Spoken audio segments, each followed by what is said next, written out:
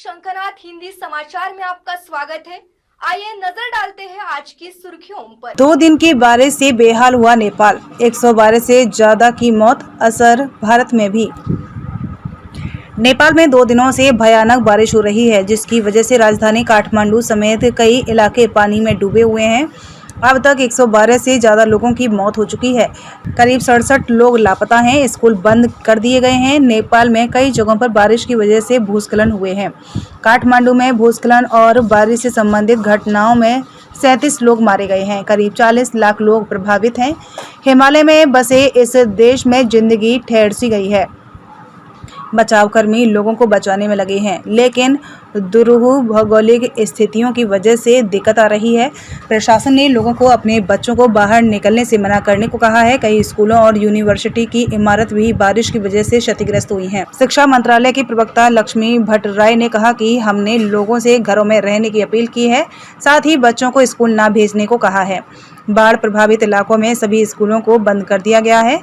काठमांडू में 12.7 इंच बारिश हुई है। बागमती नदी खतरे के निशान से 7 फीट ऊपर बह रही है, जिसकी वजह से निचले इलाकों में बाढ़ का पानी घुस गया है।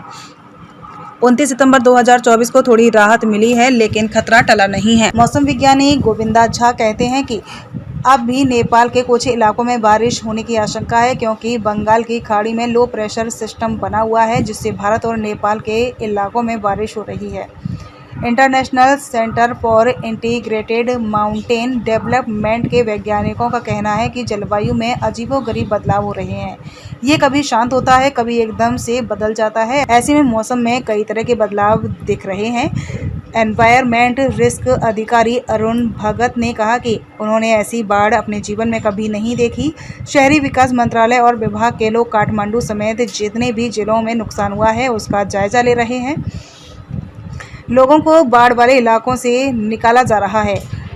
सैकड़ों बचाए भी गए हैं। नेपाल के सीनियर ब्यूरोक्रेट रामचंद्र तिवारी ने कहा कि कोशी नदी का नेपाल के दक्षिण पूर्वी इलाके में जलस्तर कम होना शुरू हुआ है, लेकिन इसकी वजह से भारत के बिहार में बाढ़ की स्थिति आ चुकी है, क्योंकि ये खतरे के निशान से 3 गुना ज़्यादा ऊपर बह रही है। नेपाल के करीब वाल्मीकि नगर एयरपोर्ट में बाढ़ का पानी घुस गया है। रनवे और हेलीपैड दोनों डूब गया है। इस एयरपोर्ट का इस्तेमाल एनडीआरएफ, एसडीआरएफ और वीआईपी मूवमेंट के लिए किया जाता है। आज के हिंदी समाचार में बस इतना ही। फिर मिलेंगे देश भर में घटित अहम खबरों के साथ।